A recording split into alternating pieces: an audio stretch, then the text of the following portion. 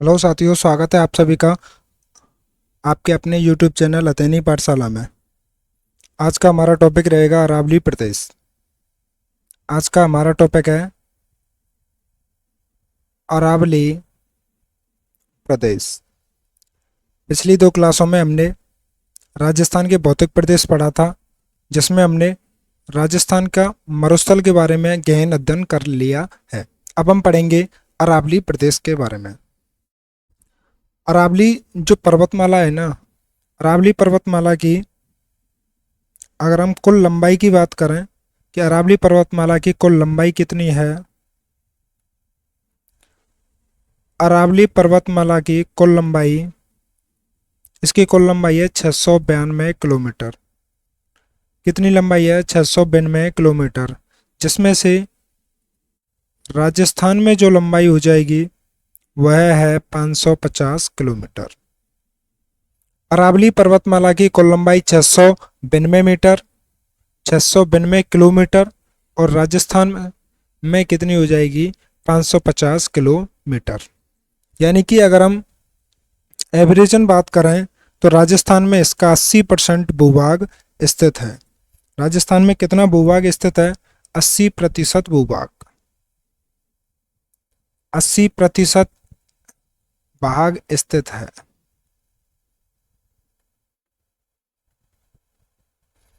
देखिए, अगर हम बात करें कि अरावली पर्वतमाला की शुरुआत कहाँ से हो रही है, अगर हम अरावली पर्वतमाला की शुरुआत देखें कि सबसे सर्वप्रथम अरावली पर्वतमाला है कहाँ पर, तो यह सर्वप्रथम मिनिकॉय द्वीप पर है। कौन से द्वीप पर है? मिनिकॉय द्वीप पर। और मिनिकॉय द्वीप है कहाँ पर? लक्षद्वीप में। मिनिकॉय द्वीप कहाँ पर है? लक्षद्वीप में। लेकिन अगर हम बात करें कि स्थलीय भाग की शुरुआत कहाँ से हो रही है, स्थलीय भाग की शुरुआत, अगर हम स्थलीय भाग की शुरुआत देखें तो स्थलीय भाग की शुरुआत खेड़ ब्रह्मा पालनपुर गुजरात से हो रही है। कहाँ से हो रही है? खेड़ ब्रह्मा पालनपुर गुजरात। खेल ब्रह्मा कहाँ पर स्थित है? पालनपुर गुजरात में स्थित है। कहाँ पर स्थित है? पालनपुर गुजरात में स्थित है। और अंत कहाँ पर हो रहा है इसका, यानी कि इसकी समाप्त कहाँ पर है? अरावली पर्वतमाला का लास्ट पॉइंट कहाँ पर है? यह है रायसना हिल्स। रायसना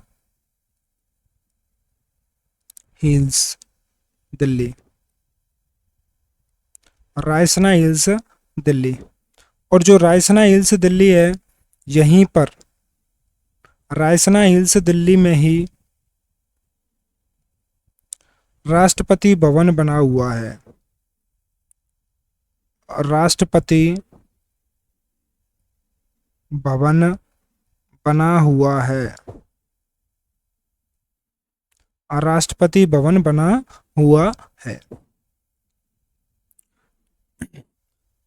देखिए, अरावली पर्वतमाला की कुल लंबाई कितनी है? 692 किलोमीटर। राजस्थान में कितनी है? 550 किलोमीटर।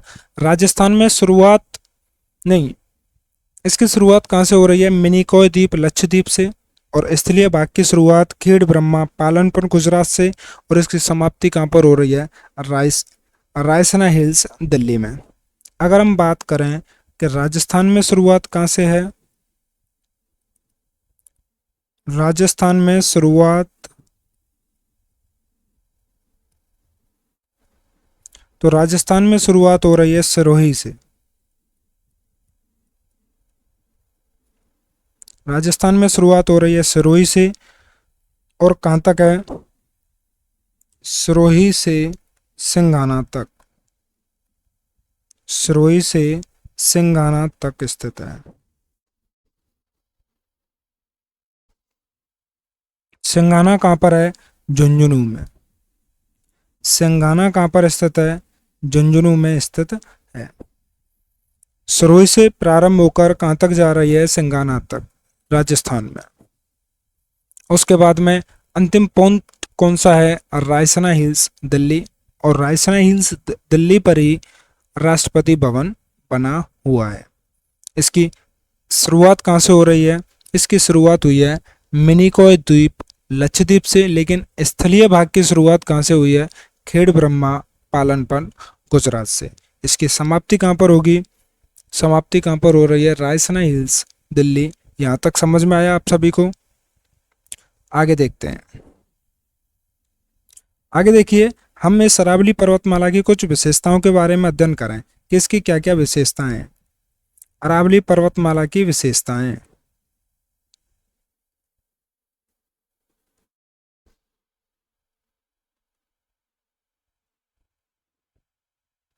अरावती पर्वतमाला की विशेषताओं के बारे में अध्ययन करें।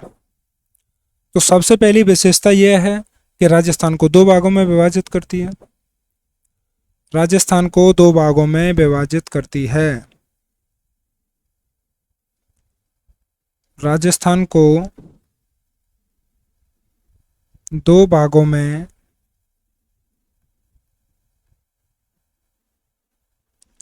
विभाजित करती है।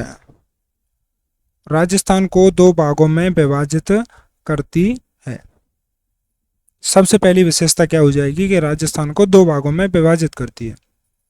अगर हम एक और विशेषता की बात करें तो दूसरी विशेषता हो जाएगी मरुस्थल के प्रसार को रोकती है। मरुस्थल के प्रसार को रोकती है। प्रसार को रोकती है। मरुस्थल के प्रसार को रोकती है। अगर हम देखें इसका जो उत्तरी भाग है ना, उत्तरी भाग कम चौड़ा है तथा दक्षिणी भाग अधिक चौड़ा है। देखिए, उत्तरी भाग की तुलना दक्षिणी भाग अधिक चौड़ा है। उत्तरी भाग की तुलना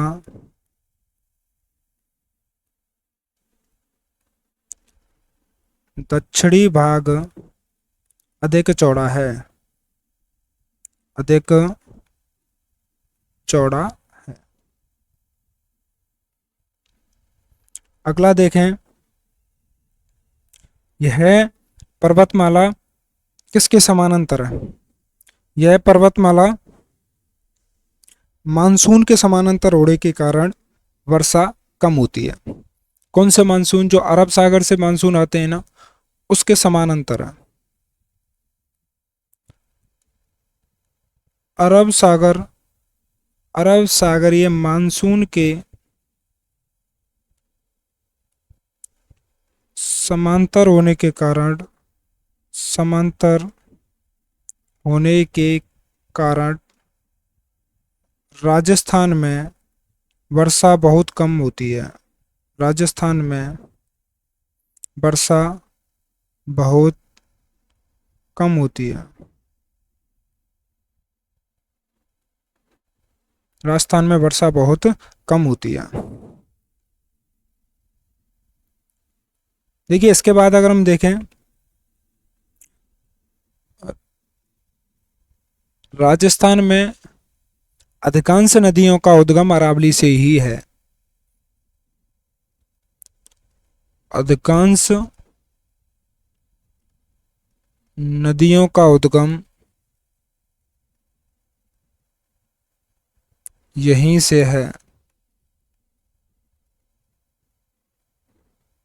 अधिकांश नदियों का उद्गम यहीं से हो रहा है। यह पर्वतमाला एक घिसा हुआ रूप है। यह पर्वतमाला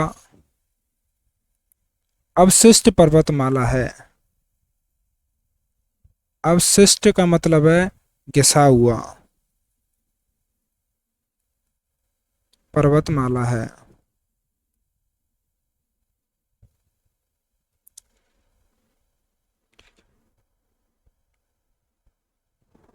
इसके बाद में अगर हम देखें तो यहाँ खनिजों की प्रधानता पाई जाती है, यहाँ खनिजों की प्रधानता पाई जाती है, खनिजों की प्रधानता पाई जाती है। यहाँ पर बहुत सारे खनिज पाए जाते हैं। अगर हम इसकी औसत ऊंचाई की बात करें, अरावली पर्वत की औसत ऊंचाई कितनी है, कितना पॉइंट है, पॉइंट नंबर 8। इसकी जो औसत ऊंचाई है, औसत ऊंचाई है 930 मीटर, 930 मीटर। अगला पॉइंट अगर हम देखें तो अगले पॉइंट के बारे में कि अरावली पर्वत का जो सर्वाधिक विस्तार है ना, किसका, अरावली पर्वत का सर्वाधिक विस्तार कौन से जिले में, बताइए। अरावली पर्वत का सर्वाधिक विस्तार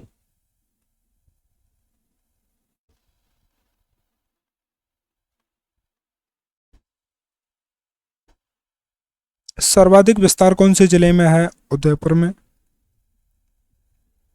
और न्यूनतम विस्तार कहां पर है, न्यूनतम विस्तार कहां पर है, न्यूनतम विस्तार जो है आपका झुंझुनू,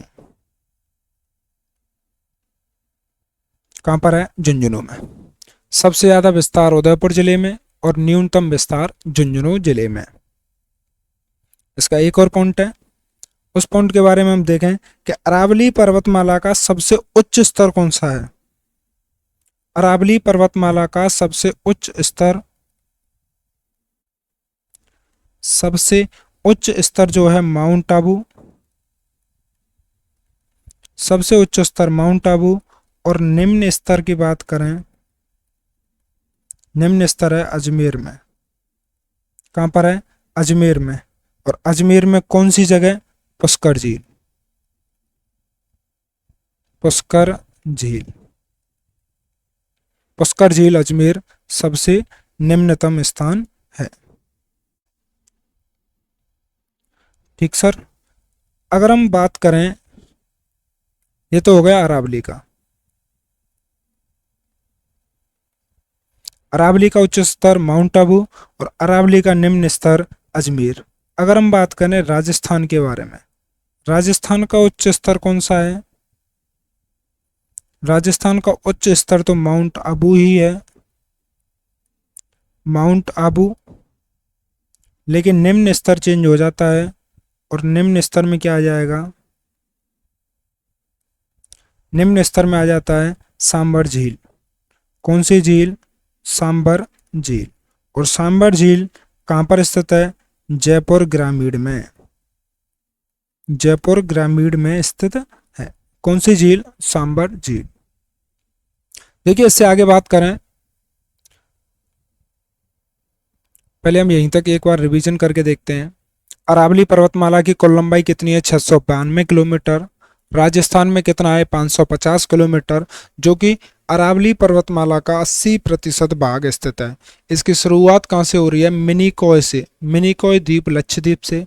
और स्थलीय भाग की शुरुआत कहाँ से हो रही है, खेड़ ब्रह्मा से। खेड़ ब्रह्मा कहाँ पर है, पालनपुर गुजरात में। इसकी समाप्ति कहाँ पर हो रही है, रायसना हिल्स दिल्ली में, जहां पर राष्ट्रपति भवन बना हुआ है। इसकी राजस्थान में शुरुआत कहाँ से हुई है, सिरोही से, और कहाँ तक, सिंगाना तक स्थित है। इसके बाद में हमने पढ़ा इसकी विशेषताएं। विशेषताओं में क्या क्या पढ़ा है कि राजस्थान को 2 भागों में विभाजित करती है, मरुस्थल के प्रसार को रोकती है, उत्तरी भाग की तुलना दक्षिणी भाग अधिक चौड़ा है, अरब सागरीय मानसून के समांतर होने के कारण राजस्थान में वर्षा बहुत कम होती है, अधिकांश नदियों का उद्गम यहीं से होता है, लेकिन सभी नदियों का उद्गम यहाँ से नहीं होता है। देखिए अगला देखें, यह पर्वतमाला अवशिष्ट पर्वतमाला है, यहाँ खनिजों की प्रधानता पाई जाती है। इसकी औसत ऊंचाई के बारे में बात करें, 930 मीटर। सर्वाधिक विस्तार कौन से जिले में, उदयपुर जिले में। और न्यूनतम विस्तार कौन से जिले में है, झुंझुनू जिले में।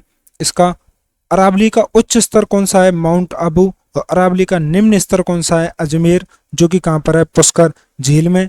राजस्थान का उच्च स्तर कौन सा है? माउंट आबू। और राजस्थान का निम्न स्तर कौन सा है?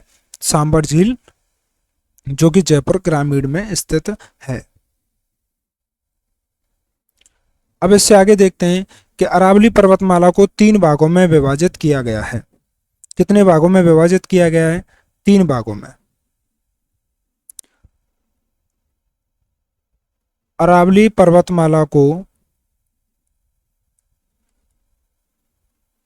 3 भागों में विभाजित किया गया है।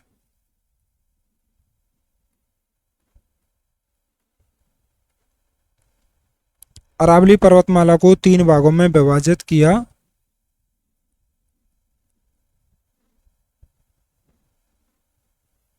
गया है। और कौन कौन से 3 भाग हैं वो हम देखते हैं। सबसे पहले उत्तरी भाग और मध्य भाग और दक्षिणी भाग। पहला कौन सा है? उत्तरी भाग, फिर मध्य भाग, फिर दक्षिणी भाग। दक्षिणी भाग, उत्तरी भाग, मध्य भाग और दक्षिणी भाग। सबसे पहले हम अध्ययन करेंगे उत्तरी भाग का। उत्तरी भाग को हम उत्तरी अरावली भी बोल सकते हैं, मध्य अरावली भी बोल सकते हैं, दक्षिण अरावली भी बोल सकते हैं।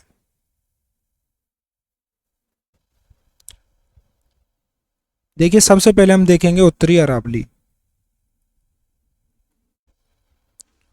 उत्तरी अरावली,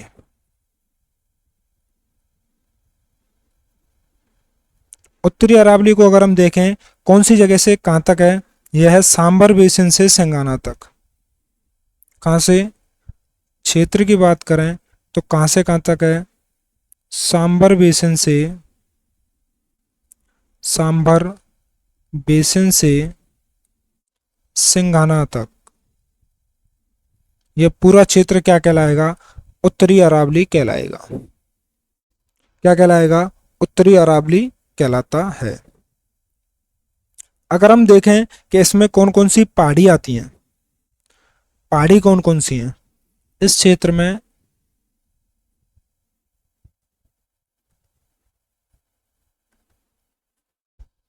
पहाड़ी की बात करें, पहाड़ी यहाँ कौन कौन सी हैं? तो इसमें एक पहाड़ी है शेखावाटी, शेखावाटी पहाड़ियाँ। शेखावाटी पहाड़ियाँ। और शेखावाटी की पहाड़ियाँ कहाँ पर स्थित हैं? सीकर में। एक पहाड़ी आती है रिंगस की पहाड़ी, और रिंगस की पहाड़ी, रिंगस की भी पहाड़ी कहाँ पर है? सीकर में। और पहाड़ी आती है तोरावाटी पहाड़ी, तोरावाटी पहाड़ी।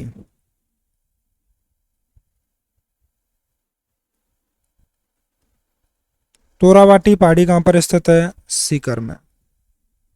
तोरावाटी भी पहाड़ी कहाँ पर स्थित है? सीकर में। अगली है मालखेत पहाड़ी, मालखेत पहाड़ियाँ, मालखेत पहाड़ियाँ। और मालखेत पहाड़ियाँ कहाँ पर स्थित हैं? सीकर में। यह भी कहाँ पर स्थित है? सीकर में।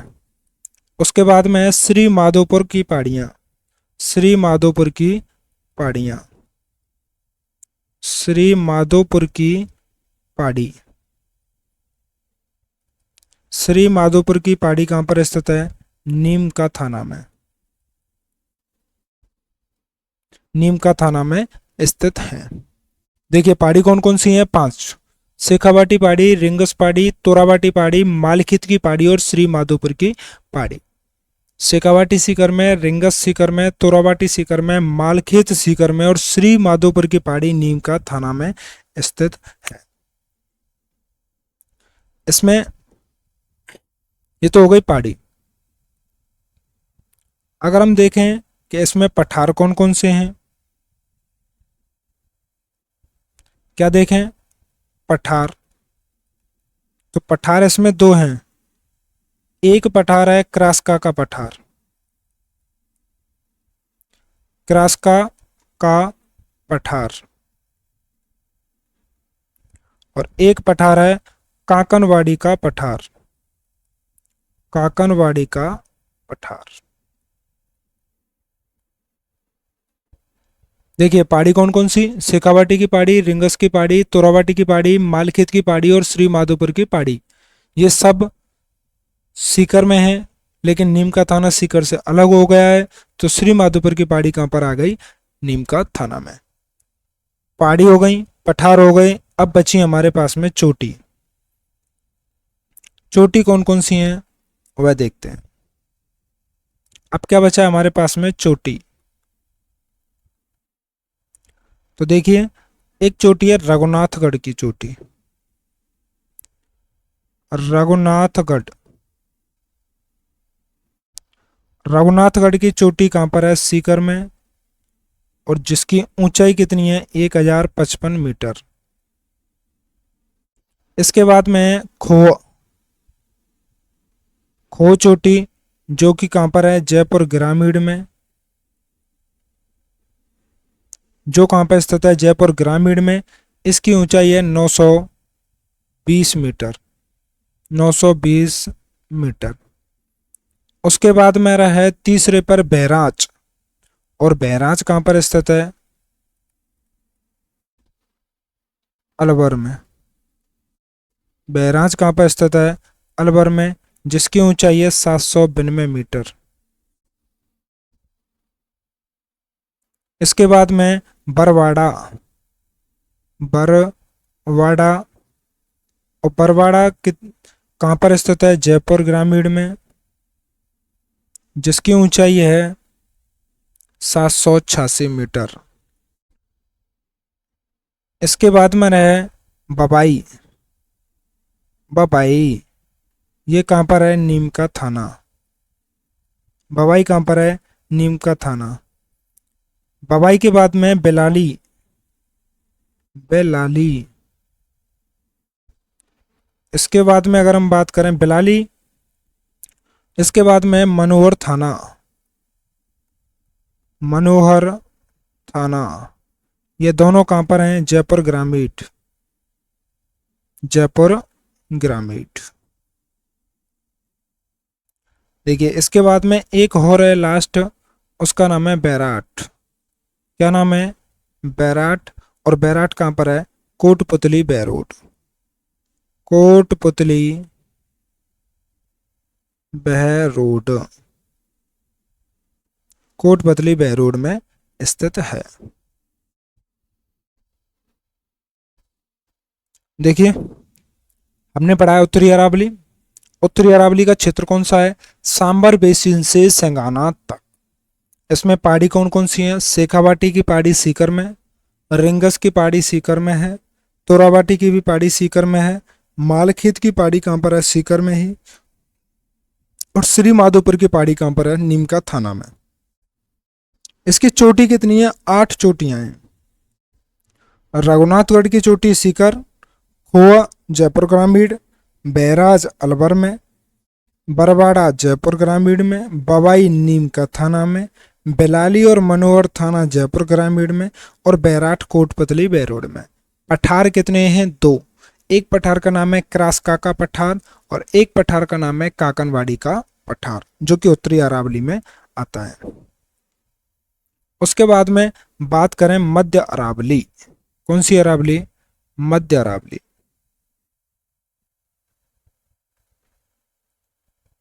देखिए नंबर 2 पर है मध्य अरावली।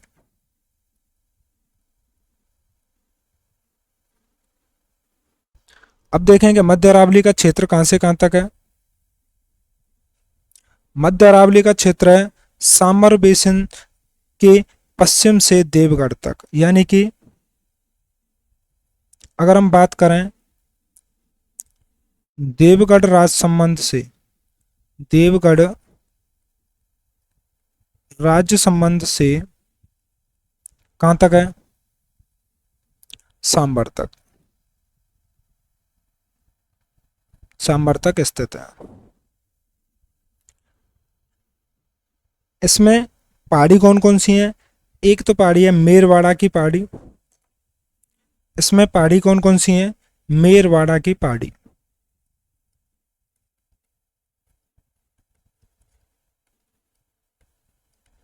मेरवाड़ा की पहाड़ी।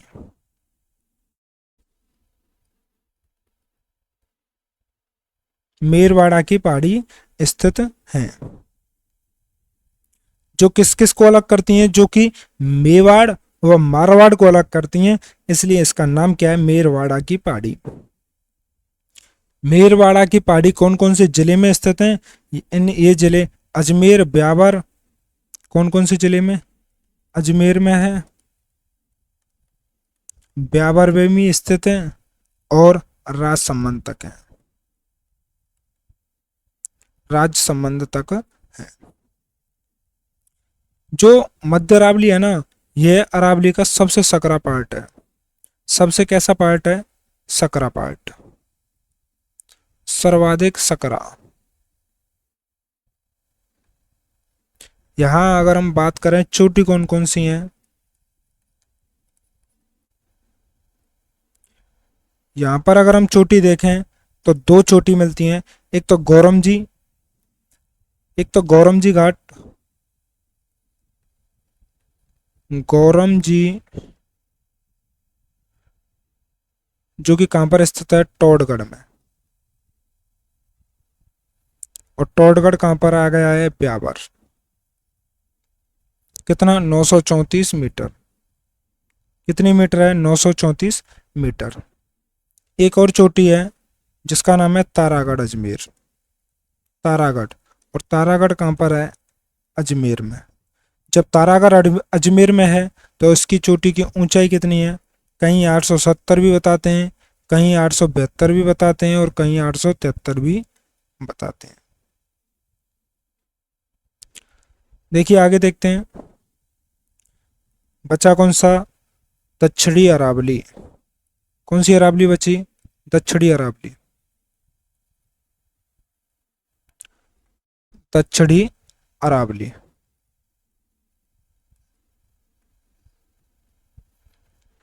दक्षिणी अरावली में देखें तो इसको हम दो भागों में विभाजित कर लेते हैं, एक तो मेवाड़ का पठार और एक आबू का पठार।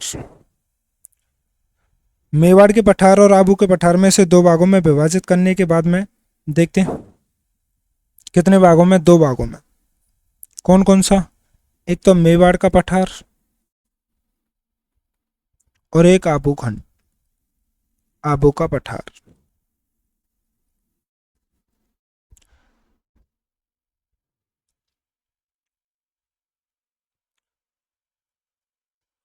देखिए इसमें कौन कौन से पठार स्थित हैं? एक तो इसमें लसाड़िया का पठार स्थित है, लसाड़िया का पठार। क्या क्या स्थित है? लसाड़िया का पठार स्थित है। और क्या क्या स्थित है?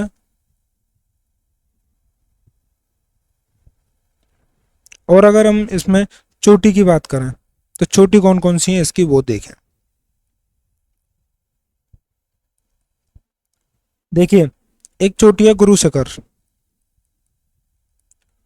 गुरु शिखर, गुरु शिखर की चोटी की ऊंचाई है 1000 मीटर। 1000 मीटर नहीं, 1722 मीटर। 1722 मीटर। गुरु शिखर की ऊंचाई कितनी है? 1722 मीटर। उसके बाद में शेर, चोटी का नाम है शेर। कहाँ पे स्थित है? सिरोही में। इसकी ऊंचाई है 1597 मीटर। इसके बाद में दिलवाड़ा, दिलवाड़ा कहाँ पर है? सिरोही में ही है, सिरोही में ही स्थित है दिलवाड़ा। इसकी है 1492 मीटर। इसके बाद में है दिलवाड़ा के बाद में जरगा, और जरगा कहाँ पर है? उदयपुर में। जरगा कहाँ पर है? उदयपुर में, जिसकी है 1431 मीटर ऊंचाई। इसके बाद में अचलगढ़, अचलगढ़, और अचलगढ़ कहाँ पर है? सिरोही में, जिसकी ऊंचाई है 1380 मीटर। उसके बाद में आबूखंड,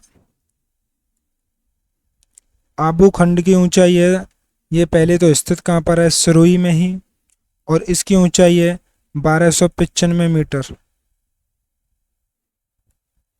उसके बाद में देखें कुंभलगढ़ राजसमंद, कुंभलगढ़ कहाँ पर है?